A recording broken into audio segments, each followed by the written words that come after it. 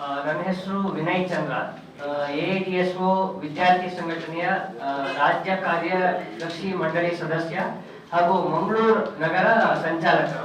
ಹಾಗೇನೆ ನಮ್ಮ ಜೊತೆಗೆ ಎಐಡಿಎಸ್ಒ ಕರ್ನಾಟಕ ರಾಜ್ಯ ಸಮಿತಿಯ ರಾಜ್ಯ ಕಾರ್ಯದರ್ಶಿಗಳು ಕೂಡ ಜೊತೆಗಿದ್ದಾರೆ.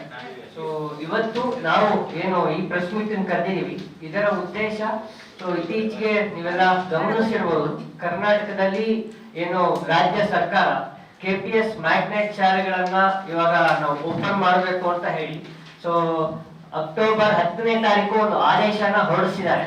ಸೊ ಅದರಲ್ಲಿ ತಿಳಿಸಿರೋ ಮಟ್ಟಿಗೆ ಸುತ್ತಮುತ್ತ 3 ರಿಂದ 5 ಕಿಲೋಮೀಟರ್ ವಿಸ್ತೀರ್ಣದಲ್ಲಿರುವಂತಹ ಕಡಿಮೆ ಸಂಖ್ಯೆಯ ಸರ್ಕಾರಿ ಶಾಲೆಗಳನ್ನ ವಿಲೀನಗೊಳಿಸಬೇಕು.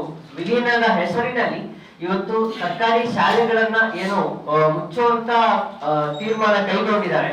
ಈ ನೀತಿಯನ್ನ ಖಂಡಿಸಿ ಇವತ್ತು ಸರ್ಕಾರಿ ಶಾಲೆಗಳು ಯಾವುದೇ ಕಾರಣಕ್ಕೂ ಮುಚ್ಚಬಾರ್ದು ಅಂತ ಹೇಳಿ ಎಐಡಿಎಸ್ಒ ವಿದ್ಯಾರ್ಥಿ ಸಂಘಟನೆ ಮೊದಲನೇದಾಗಿ ಆಗ್ರಹಿಸ್ತಾ ಇದೆ. ಸೊ ಇಲ್ಲಿ ಇದಕ್ಕೆ ಪೂರಕವಾಗಿ ಇವಾಗ ಒಂದೇ ಒಂದು ಮಗು ಇದ್ರೂ ಕೂಡ ಸರ್ಕಾರಿ ಶಾಲೆಯನ್ನ ಮುಚ್ಚೋದಿಲ್ಲ ಅಂತ ಹೇಳಿ ಒಂದ್ ಕಡೆ ಶಿಕ್ಷಣ ಸಚಿವರು ಹೇಳ್ತಿದ್ದಾರೆ. ಆದ್ರೆ ಮತ್ತೊಂದ್ ಕಡೆ ಇದೇ ಆದೇಶದಲ್ಲಿ ನಾವು ಗಮನಿಸಬಹುದು, ಇವತ್ತು ಗ್ರಾಮ ಪಂಚಾಯತಿಗೆ ಒಂದು KPS ಶಾಲೆಯನ್ನು ಓಪನ್ ಮಾಡಿ ಸುತ್ತಮುತ್ತಲ ವಿಸ್ತೀರ್ಣದಲ್ಲಿರುವಂತಹ ಸರ್ಕಾರಿ ಶಾಲೆಗಳನ್ನ ಮುಚ್ಚಿದ್ದೀವಿ ಅಂತ ಹೇಳಿದ್ದಾರೆ.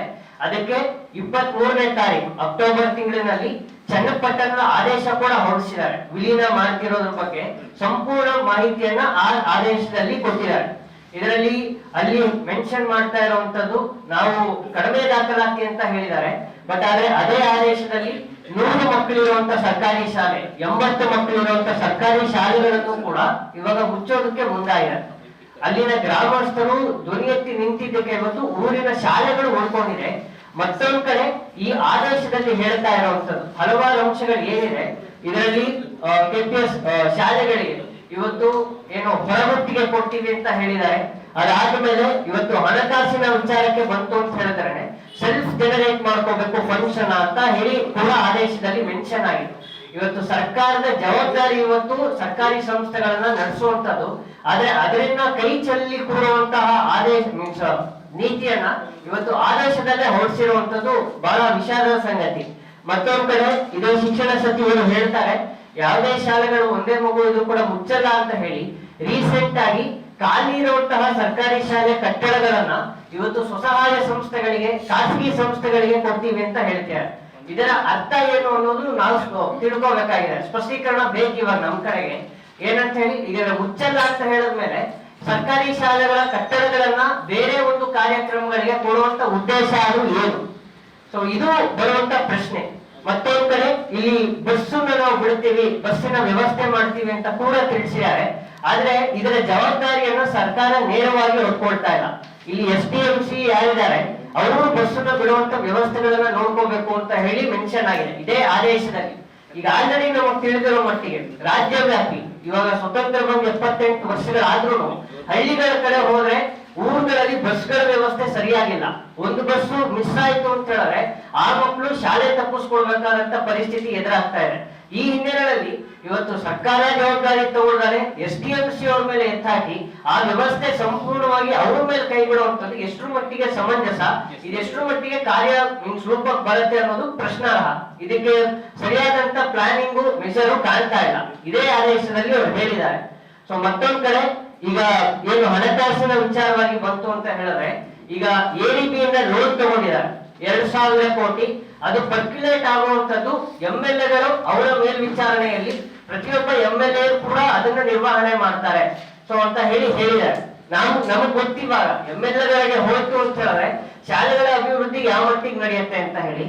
ಸೊ ಇದು ಬಂದು ಬಹಳ ವರಿಂಗ್ ಕಂಡೀಷನ್. ಇದಷ್ಟೇ ಅಲ್ಲದೆ ಇನ್ನ ಇದನ್ನ ಡೆವಲಪ್ ಮಾಡೋದಕ್ಕೆ ಬರುವ ದಿನಗಳಲ್ಲಿ 10,000 ಕೋಟಿ ಸಾಲನ ಕೂಡ ತಗೊಳ್ಳುವಂತ ಒಂದು ಪ್ಲಾನಿಂಗ್ ಕೂಡ ನಡೀತಾ ಇದೆ. ಸೊ ಇಷ್ಟು ಈ ಒಂದು ವಿಷಯದ ಬಗ್ಗೆ ಆದ್ರೆ ಇಲ್ಲಿ ಇದೇ ಸರ್ಕಾರ ಹೇಳುವಂತದ್ದು ಅಥವಾ RT ಆಕ್ಟ್ ಹೇಳುವಂತದ್ದು ಇವತ್ತು 1 ರಿಂದ 5ನೇ ತರಗತಿ ಮಕ್ಕಳು ಯಾರಿದ್ದಾರೆ ಅವರಿಗೆ 1 ಕಿಲೋಮೀಟರ್ ವಿಸ್ತೀರ್ಣದಲ್ಲಿ ಸರ್ಕಾರಿ ಶಾಲೆ ಇರಬೇಕು ಅಂತ ಹೇಳುತ್ತೆ. ಮತ್ತೆ ಇವತ್ತು 6 ರಿಂದ 8ನೇ ತರಗತಿ ಓದುವಂತ ವಿದ್ಯಾರ್ಥಿಗಳಿಗೆ 3 ರಿಂದ 5 ಕಿಲೋಮೀಟರ್ ವಿಸ್ತೀರ್ಣದಲ್ಲಿ ಒಂದು ಸರ್ಕಾರಿ ಶಾಲೆ ಇರಬೇಕು ಅಂತ ಹೇಳುತ್ತೆ. ಆದ್ರೆ ಈ ಆದೇಶದಲ್ಲಿ 3 ರಿಂದ 5 ಕಿಲೋಮೀಟರ್ ಸುತ್ತಳತೆಯಲ್ಲಿರುವಂತಹ ಸರ್ಕಾರಿ ಶಾಲೆಗಳನ್ನು ವಿಲೀನಗೊಳಿಸಬೇಕು ಅಂತ ಹೇಳಿದ್ರೆ ಇವತ್ತು ಆ ಹಳ್ಳಿ ಪ್ರದೇಶದಲ್ಲಿರುವಂತ ಮಕ್ಕಳು ಯಾರಿವತ್ತು ದೂರ ದೂರಿಗೆ ಹೋಗ್ಬೇಕಾಗತ್ತೆ, ಅದು RTE ಕಾಯ್ದೆ ಏನಿದೆ ಅದಕ್ಕೆ ವಿರುದ್ಧವಾಗಿ ತಗೊಂಡಿರುವಂತ ನೀತಿ ಆಗತ್ತೆ. ಏನು ಸಂವಿಧಾನಬದ್ಧವಾಗಿ ವಿದ್ಯಾರ್ಥಿಗಳ ಶಿಕ್ಷಣ ಖಾತ್ರಿ ಆಗಬೇಕು, ಅದಕ್ಕೆ ವಿರುದ್ಧವಾಗಿರುವಂತ ನೀತಿಯನ್ನ ಆದೇಶ ಮೂಲಕ ಹೊರಡಿಸ್ತಾ ಇದ್ದಾರೆ. ಸೊ ಇಲ್ಲಿ ಈ ಎಲ್ಲಾ ಸಮಸ್ಯೆಗಳಿಗೆ ನಾವುಗಳು ಕೇಳ್ತಾ ಇರೋದು, ಅಲ್ಲಿ ನಮ್ಮ ಮುಂದೆ ಮನವಿ ಇರೋದು, ಇತ್ತೀಚೆಗೆ ಕೂಡ ಶಿಕ್ಷಣ ಸಚಿವರು ಹೇಳಿದ್ದಾರೆ, ನಾವು ಒಂದೇ ಒಂದು ಸರ್ಕಾರಿ ಶಾಲೆ ಮಗು ಇದ್ರೂ ಕೂಡ ಮುಚ್ಚೋದಿಲ್ಲ ಅಂತ ಪದೇ ಪದೇ ಆರ್ಗ್ಯುಮೆಂಟ್ ಬರ್ತಾ ಇದೆ. ಆದ್ರೆ ಇನ್ನೊಂದು ಕಡೆ ಈಗ ಆಲ್ರೆಡಿ ಈ ಆದೇಶ ಹೊರಡಿಸಿದ್ದಾರೆ. ಇದೇ ದಕ್ಷಿಣ ಕನ್ನಡ ಜಿಲ್ಲೆಯಲ್ಲಿ 800 ಸರ್ಕಾರಿ ಶಾಲೆಗಳನ್ನ ಗುರುತು ಮಾಡಿದ್ದಾರೆ. ಆ ಶಾಲೆಗಳನ್ನ ಮುಚ್ಚೋದಕ್ಕೆ ಎಲ್ಲ ಪ್ರಕ್ರಿಯೆ ಕೂಡ ಆರಂಭ ಆಗ್ತಾ ಇದೆ. ರಾಜ್ಯವ್ಯಾಪಿ 40,000ಕ್ಕೂ ಹೆಚ್ಚು ಸರ್ಕಾರಿ ಶಾಲೆಗಳನ್ನ ಇವತ್ತು ಮುಚ್ಚೋದಕ್ಕೆ ಮುಂದಾಗಿದ್ದಾರೆ. ಸ್ನೇಹಿತರೆ, ಇಲ್ಲಿ ಇವಾಗ ನಾವು ಮುಚ್ಚೋದಿಲ್ಲ ಅಂತ ಏನೋ ಹೇಳ್ತಾ ಇದ್ದಾರೆ, ಅದನ್ನೇ ಯಾವ ರೀತಿಯಾಗಿ ಆದೇಶ ಹೊರಡಿಸಿದ್ದಾರೆ, ಇಲ್ಲಿ ಸಮ್ಮಿಳಿತಗೊಳಿಸ್ತೀವಿ, ವಿಲೀನಗೊಳಿಸ್ತೀವಿ ಅಂತ ಹೇಳಿ ಚನ್ನಪಟ್ಟಣದ ಆದೇಶ ಆಗಿರ್ಬೋದು, ರಾಜ್ಯ ನಡಾವಳಿ ಆಗಿರ್ಬೋದು. ಈಗ ಅಲ್ಲಿ ನಮ್ಮ ಮನವಿ ಅದನ್ನೇ ಒಂದೇ ಒಂದು ಸರ್ಕಾರಿ ಶಾಲೆ ಮುಚ್ಚೋದಿಲ್ಲ ಅನ್ನೋದನ್ನ ಲಿಖಿತ ರೂಪದಲ್ಲಿ ಆದೇಶ ಹೊರಡಿಸಿ ಅನ್ನೋದು ನಮ್ಮ AIDSO ವಿದ್ಯಾರ್ಥಿ ಸಂಘಟನೆಯ ಆಗ್ರಹ. 67,000 ಟೀಚಿಂಗ್ ಪೋಸ್ಟ್ ಖಾಲಿ ಇದೆ ಕರ್ನಾಟಕದಲ್ಲಿ ಸರ್ಕಾರಿ ಶಾಲೆಗಳು. 21,000 ಸರ್ಕಾರಿ ಶಾಲೆಗಳಲ್ಲಿ ಕೊಠಡಿಗಳು ಇದಾಗ್ಬೇಕಾದ್ರೆ ರಿಪೇರಿ ಆಗ್ಬೇಕಾದ್ರೆ 21,000 ಶಾಲೆಗಳಲ್ಲಿ 3,000ಕ್ಕೂ ಹೆಚ್ಚು ಶಾಲೆಗಳಲ್ಲಿ ಶೌಚಾಲಯ ವ್ಯವಸ್ಥೆ ಅಥವಾ ಕುಡಿಯುವ ನೀರಿನ ವ್ಯವಸ್ಥೆ ಇಲ್ಲ. ಈ ಪರಿಸ್ಥಿತಿ ಹೀಗಿದ್ದಾಗ ಯಾರು ಸೇರಿಸ್ತಾರೆ? ಹೋಗ್ಬಿಟ್ಟು ನೀವು ಕಂಡೀಷನ್ ಇಂಪ್ರೂವ್ ಮಾಡಿ, ಅದಕ್ಕೆ ಬೇಕಾದ್ರೆ ಫಂಡ್ ರಿಲೀಸ್ ಮಾಡಿ, ಇನ್ಫ್ರಾಸ್ಟ್ರಕ್ಚರ್ ಇಂಪ್ರೂವ್ ಮಾಡಿ, ಟೀಚಿಂಗ್ ಪೋಸ್ಟ್ ನ ಫಿಲ್ ಮಾಡಿ, ಅದನ್ನೆಲ್ಲ ಮಾಡಿನೂ ಉದ್ಧಾರ ಆಗ್ತಿಲ್ಲ ಅಂತ ಹೇಳಿದ್ರೆ ಅವಾಗ ಬೇರೆ. ನೀವು ಅದ್ ಯಾವ್ದು ಮಾಡಿದಿರಾ ಬ್ಯಾಕ್ ಗ್ರೌಂಡ್ ಅಲ್ಲಿ, ಜನ ಸೇರಿಸ್ತಿಲ್ಲ ಅಥವಾ ಶಾಲೆಗಳ ದಾಖಲಾತಿ ಕಡಿಮೆ ಆಗ್ತಿದೆ ಅಂತ ಹೇಳಿದ್ರೆ ಈಗ ಹಾಗಿದ್ದಾಗ ಜನ ಹೇಗೆ ಹೋಗಿ ಸೇರಿಸ್ತಾರೆ?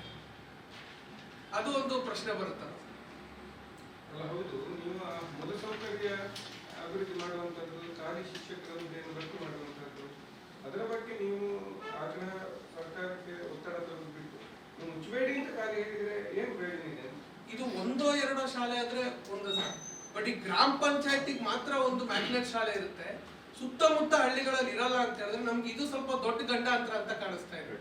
ಹೌದು, ಇದೆಲ್ಲ ಇನ್ಫ್ರಾಸ್ಟ್ರಕ್ಚರ್ ಅವೆಲ್ಲ ಕೇಳಬೇಕು, ಬಟ್ ಈಗ ಫಸ್ಟ್ ಮೊದಲಿಗೆ ಈ ಶಾಲೆ ಉಳಿಬೇಕಿದೆ. ಈ ಯೋಜನೆ ಇಂಪ್ಲಿಮೆಂಟ್ ಆದ್ರೆ ಇನ್ 3 ವರ್ಷದಲ್ಲಿ ಅವ್ರ ಯೋಚನೆ ಇರೋದು 10,000 ಕೋಟಿ ಲೋನ್ ತಗೋಬೇಕು ADB ಇಂದ. ಗ್ರಾಮ ಪಂಚಾಯತಿಗೆ ಒಂದು ಶಾಲೆ ಅಂದ್ರೆ 5,900 ಗ್ರಾಮ ಪಂಚಾಯತಿ ಇದೆ. ಇನ್ ಮಿಕ್ಕಿದ ಶಾಲೆಗಳು ಖಂಡಿತ ವಿಲೀನ ಆಗ್ತವೆ. ಈಗ ಅದಕ್ಕೆ ಮೊದಲಿಗೆ ಆ ಒಂದು ಇಶ್ಯೂ ತಗೋತಾ ಇದೀವಿ, ಇಲ್ಲ ಬಲಪಡಿಸಬೇಕು ಅನ್ನುವಂತ ನಮ್ಮ ಡಿಮ್ಯಾಂಡ್ ಜೊತೆಗೆ ಹಲವಾರು ಬಾರಿ ಮೀಟಿಂಗ್ ಮಾಡಿದೀವಿ, ಹಲವಾರು ಸಮಾವೇಶಗಳನ್ನ ಮಾಡಿದೀವಿ.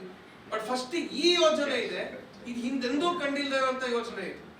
ಕೇವಲ ಗ್ರಾಮ ಪಂಚಾಯತಿ ಮಟ್ಟಕ್ಕೆ ಮಾತ್ರ ಶಾಲೆ ಇರುತ್ತೆ ಅನ್ನೋದು ಹಿಂದೆಂದೂ ಕಂಡಿಲ್ಲ. ಅದರ ವಿರುದ್ಧ ಮೊದಲಿಗೆ ಧ್ವನಿ ಎತ್ತಾ ಇದ್ದೀವಿ. ನೀವು ಇದರಲ್ಲಿ ಉಲ್ಲೇಖ ಮಾಡಿದಾಗೆ 300 ಮತ್ತೆ ಮಾಡೂರು ಕೂಡ ಶಾಲೆಗಳ ಲಿಸ್ಟ್ ಮಾಡಿದ್ರಿ. ಆ ಶಾಲೆಗಳಲ್ಲಿ ಈಗ ಮಕ್ಕಳು ಇಲ್ವಾ? ಇದಾರೆ ಸರ್, ಹೊಂಗನೂರು ಸುತ್ತಮುತ್ತ ಇರೋ ಶಾಲೆಗಳಲ್ಲಿ ಅಲ್ಲಿ ನಾವೇ ಹೋಗಿದ್ದೀವಿ. ಚನ್ನಪಟ್ಟಣದಲ್ಲಿ ಒಂದು ಸಮಾವೇಶ ಕೂಡ ಆಯ್ತು. ಒಂದ್ ಶಾಲೆನಲ್ಲಿ 70 ಮಕ್ಕಳಿದೆ, ಒಂದ್ ಶಾಲೆನಲ್ಲಿ 86 ಮಕ್ಕಳಿದೆ, ಇನ್ನೊಂದ್ ಶಾಲೆನಲ್ಲಿ 62 ಮಕ್ಕಳಿದೆ. ಸುಮಾರು ಜನ ಹೋಗಿ ಪತ್ರಿಕೆದವರು ಹೋಗಿ ವರದಿ ಮಾಡ್ಕೊಂಡ್ ಬಂದ್ರಲ್ಲಿ, ಪ್ರಜಾವಾಣಿ, ಡೆಕ್ಕನ್ ಹೆರಾಲ್ಡ್ ಎಲ್ಲ ಸ್ಟೋರಿ ಕೂಡ ಮಾಡೋದು. ಡೈರೆಕ್ಟ್ ಆಗಿ ಅಲ್ಲೇ ಹೋಗಿ ನೋಡ್ತಾ ಇದ್ದಾರೆ, ಸ್ಟ್ರೆಂತ್ ಇದೆ, ಅದನ್ನ ಮುಚ್ಚಬೇಕು ಅಂತೇಳಿ ಕೂತಿದ್ದಾರೆ. ಅದನ್ನು ಒಂದು ಸಂತೆ ಮೊಗೇನಹಳ್ಳಿ ಅಂತ, ಆ ಹಳ್ಳಿನಲ್ಲಿ 1 ವರ್ಷದಿಂದ ರಿನೋವೇಟ್ ಆಗಿದೆ ಬಿಲ್ಡಿಂಗ್. ಜಸ್ಟ್ 1 ಇಯರ್ ಊರಿನ ಜನ ಎಲ್ಲ ದುಡ್ಡು ಕಲೆಕ್ಟ್ ಮಾಡಿ ಸುಮಾರು 15 ಲಕ್ಷ ಅಷ್ಟು ಖರ್ಚು ಮಾಡಿ ಬಿಲ್ಡಿಂಗ್ ಎಲ್ಲ ನೀಟ್ ಮಾಡಿದ್ದಾರೆ. ಈಗ ಸಡನ್ ಆಗಿ ಈಗ ಆ ಶಾಲೆ ಮುಗಿಸ್ತಾ ಇದೀವಿ, ನೀವು ಹೊಂಗನೂರು ಕಳಿಸ್ಬೇಕು ಅಂತ ಹೇಳಿ ಡಿಮ್ಯಾಂಡ್ ಮಾಡ್ತಿದ್ದಾರೆ. BO ಹೋಗ್ತಾರೆ, ಒಂದ್ಸರಿ DDPA ಹೋಗ್ತಾರೆ, ಹೋಗ್ಬಿಟ್ಟು ಕನ್ವಿನ್ಸ್ ಮಾಡಕ್ ಟ್ರೈ ಮಾಡ್ತಾರೆ. ಅಲ್ಲಿ ಜನ ನಿಂತಿದ್ದಾರೆ, ನಾವು ಕಳಿಸಲ್ಲ, ಯಾಕಂದ್ರೆ ಸ್ಟ್ರೆಂತ್ ಇದೆ. ಒಂದು ಹಳ್ಳಿಗೆ 82 ಕಡಿಮೆ ಸ್ಟ್ರೆಂತ್ ಅಲ್ಲ. ಅಥವಾ ಇನ್ನೊಂದು ನೆಲಮಂಗಲದಲ್ಲಿ ನಿನ್ನೆ ಒಂದು ಬೆಂಗಳೂರಿನ ನೆಲಮಂಗಲದಲ್ಲಿ ಆಯ್ತು, 116 ಜನ ಇದ್ದಾರೆ ಅಲ್ಲಿ ಸ್ಟ್ರೆಂತ್. ಅದನ್ನ ವಿಲೀನಗೊಳಿಸ್ಬೇಕು ಅಂತ ನೋಟಿಸ್ ಹೋಗಿ. ಕಲಬುರಗಿನಲ್ಲಿ ಹಾಗೆ, ಸಿದ್ದಾಪುರ ತಾಲೂಕಿನಲ್ಲಿ ಒಂದು ಶಾಲೆಯಲ್ಲಿ 165 ಮಕ್ಕಳಿದ್ದಾರೆ, ಅದನ್ನ ವಿಲೀನಗೊಳಿಸ್ತೀವಿ ಅಂತ ಹೇಳಿ ಟ್ರಾನ್ಸ್ಫರ್ ಮಾಡಿ ಮಕ್ಕಳನ್ನ. ಅದು ಹೆಂಗ್ ಹೇಳ್ತಾರೆ ಅಂತಂದ್ರೆ ಪೀಠೋಪಕರಣ ಏನಿದೆ, ಅಡಿಗೆ ಸಾಮಗ್ರಿ ಏನಿದೆ ಎಲ್ಲವೂ, ಇದು ಆದೇಶ ಪ್ರತಿ ಕಳಿಸ್ತೀವಿ, ನಿಮ್ಗೆ ವಾಟ್ಸ್ಆಪ್ ಮಾಡ್ತೀವಿ, ಎಲ್ಲವೂ ಪಟ್ಟಿ ಮಾಡ್ಬಿಟ್ಟು ಯಾವ ಮ್ಯಾಗ್ನೆಟ್ ಶಾಲೆ ಇದೆ ಅದಕ್ಕೆ ಟ್ರಾನ್ಸ್ಫರ್ ಮಾಡ್ಬೇಕು ಅದನ್ನು ಅಂತ. ಬರೀ ಹುಡುಗರು ಟ್ರಾನ್ಸ್ಫರ್ ಅಲ್ಲ, ಇಡೀ ಶಾಲೆಯ ಬಿಲ್ಡಿಂಗ್ ಟ್ರಾನ್ಸ್ಫರ್ ಆಗ್ತಾ ಇದೆ. ನಿಮ್ಗೆ ಗೊತ್ತು ಸರ್, ಒಂದು ಶಾಲೆ ಅಂತ ಹೇಳಿದ್ರೆ ಬರೀ ವಿದ್ಯಾಭ್ಯಾಸ ಅಷ್ಟೇ ಅಲ್ಲ, ಅದು ಊರಿನ ಸಾಂಸ್ಕೃತಿಕ ಕೇಂದ್ರ. ಒಂದು ಹಳ್ಳಿ ಏನೇ ಒಂದು ಉತ್ಸವದ ಬಗ್ಗೆ ಮಾತಾಡ್ಬೇಕಂತಂದ್ರೆ, ಜಾತ್ರೆ ಬಗ್ಗೆ ಮಾತಾಡ್ಬೇಕಂತಂದ್ರೆ, ಹಳ್ಳಿ ಸಮಸ್ಯೆ ಬಗ್ಗೆ ಮಾತಾಡ್ಬೇಕಂದ್ರೆ ಅದೇ ಕೇಂದ್ರ. ಈಗ ಕೇಂದ್ರನೇ ಇಲ್ಲ ಅಂದ್ರೆ ಹಳ್ಳಿ ಪರಿಸ್ಥಿತಿ ಏನಾಗುತ್ತೆ? ಎಲ್ಲಿ ನಡೀತು ಈ ಚರ್ಚೆಗಳು? ಈವರೆಗೆ ಬರ್ತಿದೆ ಸರ್. ಈಗ ದಕ್ಷಿಣ ಕನ್ನಡ ಜಿಲ್ಲೆಯಲ್ಲಿ 800 ಶಾಲೆ ಉಲ್ಲೇಖ ಮಾಡಿದ್ರೆ ಆ ಎಲ್ಲ ಶಾಲೆಗಳಿಂದ ಮಾಹಿತಿ ಹೋಗಿದೆ ಈಗ? ಇಲ್ಲ ಸರ್, ಈಗ ಚನ್ನಪಟ್ಟಣದ ವಿರುದ್ಧ ಹೋರಾಟ ಆದ್ಮೇಲೆ ಗೌರ್ಮೆಂಟ್ ಕಡೆಯಿಂದ ರೈಟಿಂಗ್ ಅಲ್ಲಿ ಆದೇಶ ಬರ್ತಿಲ್ಲ, ಅವರು ಬಿಇಒಗಳ ಮೂಲಕ ಮಾಡ್ತಾ ಇದ್ದಾರೆ. ಇಲ್ಲಿ ಕೆಲವೊಂದ್ ಕಡೆ ಆದೇಶ ಹೋಗಿದೆ, ಕೆಲವೊಂದ್ ಕಡೆ ಆದೇಶ ಇಲ್ಲ. ಎಲ್ಲ ನೀವು ಹೋಗಿರೋದೆಲ್ಲಿ? ಅಲ್ಲಿ ಆದೇಶ ಹೋಗಿದೆ ರೈಟಿಂಗ್. ಇನ್ನೊಂದ್ ಕಡೆ ಹೋಗಿ ನಾವು ವಿಚಾರಿಸಿದ್ವಿ, ಈ ಬೆಂಗ್ರೆ ಕಸಬನಲ್ಲಿ, ಅಲ್ಲಿ ರೈಟಿಂಗ್ ಅಲ್ಲಿ ಹೋಗಿಲ್ಲ, ಓರಲಿ ಹೋಗಿದೆ. ಆ ವಿರೋಧ ಬಂದಿದೆ. ಈಗ ನಮ್ಮ ಮಕ್ಕಳು ಸರ್ಕಾರಿ ಶಾಲೆಗೆ ಹೋಗ್ತಾ ಇದ್ದಾರಾ? ನಮ್ಮದೇ. ಅದೇ ಸರ್, ನಾನು ಸರ್ಕಾರಿ ಶಾಲೆಯಲ್ಲೇ ಓದಿದ್ದು. ಅಲ್ಲ, ನೀವು ಓದಿದ್ದೆ. ಅಲ್ಲ ಸರ್, ನಾನು ಪಾಯಿಂಟ್ ಸರ್ಕಾರಿ ಶಾಲೆಗೆ ನಮ್ಮ ಮಕ್ಕಳು ಹೋಗ್ತಾ ಇದ್ದಾರಾ? ಶಾಲೆ ಪರಿಸ್ಥಿತಿನ ಅಧೋಗತಿನಲ್ಲಿ ಇಟ್ಟು ಇಲ್ಲ, ಈ ಪ್ರಶ್ನೆಗೆ ಉತ್ತರ ಕೊಡ್ಬೇಕು. ಹೋಗ್ತಿಲ್ಲ ಸರ್, ದೊಡ್ಡ ಸಂಖ್ಯೆನಲ್ಲಿ ಹೋಗ್ತಿಲ್ಲ. ಹೌದು, ಅದ್ ಯಾಕೆ ಹೋಗ್ತಿಲ್ಲ ಅಂದ್ರೆ ಒಂದು ಇನ್ಫ್ರಾಸ್ಟ್ರಕ್ಚರ್ ಚೆನ್ನಾಗಿರೋ. ಓಕೆ, ತೊಂದರೆ ಇಲ್ಲ, ಅದೆಲ್ಲ ನೆಕ್ಸ್ಟಿಗೆ. ಈಗ ನಮ್ಮ ಮಕ್ಕಳು ಸರ್ಕಾರಿ ಶಾಲೆಗೆ ಹೋಗ್ತಾ ಇಲ್ಲ, ಆ ಶಾಲೆ ಪರಿಸ್ಥಿತಿ ಈಗ ಬಂದ್ ಮಾಡೋ ಪರಿಸ್ಥಿತಿ ಇದೆ. ಸರ್ಕಾರ ಏನ್ ಮಾಡ್ತಾ ಇದೆ, 2-3 ಶಾಲೆ ಸೇರಿಸಿ ಆದ್ರೂ ಉಳಿಸುವ ಅಂತ. ಈಗ ಸೇರ್ಸಿದ್ರೆ ಹೆಂಗ್ ಉಳಿಯುತ್ತೆ? ಮಕ್ಕಳು ಹೇಗ್ ಹೋಗ್ತಾರೆ ಶಾಲೆಗೆ? ಅದು ಅವರು ವ್ಯವಸ್ಥೆ ಮಾಡ್ತಾರೆ ಸರ್ಕಾರದವರು. ಈಗಲೇ ಬಸ್ ಇಲ್ಲ sir. Entire Kalyana Karnataka region ಅಲ್ಲಿ, ಉತ್ತರ ಕನ್ನಡ ಜಿಲ್ಲೆಯಲ್ಲಿ ಶಾಲೆಗೆ ಕಳಿಸ್ತಾ ಇಲ್ಲ. ಅಲ್ಲ, ಈಗಲೇ ಬಸ್ಗಳಿಲ್ಲ. ಪ್ರೈವೇಟ್ ಬೇಕು, ನಮ್ಗೆ CBSE ಬೇಕು. ಅದು ಬೇಕು. ಯಾವ್ದೋ ಮಕ್ಕಳು ಹೋಗ್ತಾ ಇದ್ದಾರೆ, ಆ ಮಕ್ಕಳನ್ನು ಒಟ್ಟು ಮಾಡಿ ಶಾಲೆ ಒಂದು ಮಾಡಿದ್ರೆ ಅದು ಆಗ್ಬಾರ್ದು ಅಂತ ಹೇಳ್ತಾ ಇದ್ದೇವೆ. ಇನ್ನೊಂದು ಮುಖ, ಒಂದು ಮುಖ ನಿಮ್ದು ಸರಿ, ಇನ್ನೊಂದು ಮುಖದ ಬಗ್ಗೆ ಕೂಡ ಯೋಚನೆ ಮಾಡಿ ಅಂತ. ಖಂಡಿತ ಯೋಚನೆ ಮಾಡ್ತೇವೆ ಸರ್. ಈಗ ಅಲ್ಲಿ ಸರ್ಕಾರ ನಾವು ಬಸ್ ಬಿಡ್ತೀವಿ ಅಂತ ಹೇಳಿದ್ರೆ 2 ಪ್ರಶ್ನೆ ಬರುತ್ತೆ. ಈಗಲೇ ಬಸ್ ಇಲ್ಲ, ದಿನಾ ಯಾದಗಿರಿ ಪ್ರತಿಭಟನೆ ಆಗ್ತದೆ, ದಿನಾ ಕೊಪ್ಪಳದ ಪ್ರತಿಭಟನೆ ಆಗ್ತದೆ, ದಿನಾ ಇದರಲ್ಲಿ ಧಾರವಾಡಲ್ಲಿ ಬೆಳಗಾವಿನಲ್ಲಿ ಪ್ರತಿಭಟನೆ ಆಗ್ತದೆ, ಬಸ್ ಬಿಡಿ ಅಂತ. ಬಸ್ ಇಲ್ಲ ಅಂತ ಹೇಳಿ. ಈಗ ಬಸ್ ಬಿಡಕ್ಕೆ ಬಜೆಟೇ ಇಲ್ಲ, ಎಲ್ಲಿಂದ ಬರುತ್ತೆ ಬಸ್? ಟ್ರಾನ್ಸ್ಫರ್ ಹೆಂಗ್ ಆಗ್ತಾರೆ? ಈಗ ಒಂದು ಕರೆಕ್ಟ್ ನೀವು ಹೇಳಿದ್ರೆ, ಯಾರು ಕೆಲವು ಪೋಷಕರು ಪ್ರೈವೇಟ್ ಬಲಿಯಾಗಿ ಪ್ರೈವೇಟ್ ಈ ಸರ್ಕಾರಿ ಶಾಲೆಗೆ ಹೋಗ್ತಾ ಇರೋದು ಯಾರ ಮಕ್ಕಳು ಗೊತ್ತಾ? ಯಾರು? ಎಲ್ಲ ಬಡ ಜನರ ಮಕ್ಕಳು. ಬಡ ಜನರ ಮಕ್ಕಳು ಹೋಗುದಿಲ್ಲ. ಯಾರು ಹೋಗ್ತಿದ್ದಾರೆ? ಉತ್ತರ ಕರ್ನಾಟಕದಿಂದ ಇಲ್ಲಿ ಬಿಜಾಪುರದಿಂದ ಮೈಗ್ರೇಟ್ ಅವರ ಮಕ್ಕಳು ಮಾತ್ರ ಅಂಗನವಾಡಿಯಲ್ಲಿ, ಬೇರೆ ಮಕ್ಕಳು KG ಕಿಂಡರ್ ಗಾರ್ಡನ್ಗೆ ಹೋಗ್ತಾರೆ, ಪ್ರೀ ಸ್ಕೂಲಿಗೆ ಹೋಗ್ತಾರೆ. ಕರೆಕ್ಟ್ ಸರ್, ಬಟ್ ಈಗ ಅಲ್ಲಿ ಹೋಗ್ತಿದಾರಲ್ಲ, ಅವರಿಗೆ ವ್ಯವಸ್ಥೆ ಮಾಡಿ ಕೊಡೋದು ಬಿಟ್ಟು ವ್ಯವಸ್ಥೆ ಮಾಡಲ್ಲ ಸರ್ ಗೌರ್ಮೆಂಟ್. ನಮಗೂ ಗೊತ್ತು, ನಿಮ್ಗೂ ಗೊತ್ತು ಸರ್, ಬಸ್ ಎಲ್ಲಿಂದ ಬರುತ್ತೆ ಸರ್? ಹಿಂದೇನು ಸರ್ಕಾರ ಮಾಡಿದಲ್ಲ, ಈ ಎಲ್ಲ ಜಾಗಗಳು ಇಲ್ಲಿ ದೊಡ್ಡ ಶ್ರೀಮಂತರೆಲ್ಲ ಅದೇ ಸರ್, ಬೇಸಿಕಲಿ ಜಾಗಗಳು, ಮನೆಗಳು ಇರೋದು. Basically sir, private school open ಮಾಡಕ್ಕೆ ಬಿಡಬಾರ್ದು ಸರ್. ಒಂದು ಗೌರ್ಮೆಂಟ್ ಸ್ಕೂಲ್ ಇಂದ 5 ಕಿಲೋಮೀಟರ್ ವ್ಯಾಪ್ತಿ ಒಳಗಡೆ ಪ್ರೈವೇಟ್ ಶಾಲೆಗಳು ಓಪನ್ ಆಗಕ್ಕೆ ಬಿಡಬಾರ್ದು. ಎಲ್ಲ MLAಗಳು MP ಗಳು ಓಪನ್ ಮಾಡ್ಕೊಂಡಿದ್ದಾರೆ, ತೆಗೆದಿಟ್ಕೊಂಡಿದ್ದಾರೆ. ಅದು ಬಿಗಿನಿಂಗ್ ಶುರು ಆದಾಗ ಫೀಸ್ ಕಡಿಮೆ ಇರುತ್ತೆ, ಈಗ ಫೀಸ್ ಜಾಸ್ತಿ ಆಗಿರುತ್ತೆ. ಕಡಿಮೆ ಇದ್ದಾಗ ಸೇರಿಸ್ತಾರೆ, ಅವ್ರಿಗೂ ಅಭ್ಯಾಸ ಆಗೋಗುತ್ತೆ, ಹಂಗೆ ಕಂಟಿನ್ಯೂ ಆಗ್ತಾ ಇದೆ. ಒಟ್ಟಾರೆ ಸರ್, ಸರ್ಕಾರಿ ಶಾಲೆ ಅಂದ್ರೆ ಕೀಳು ಅನ್ನೋ ಭಾವನೆ ಬದಲಾಗುತ್ತೆ.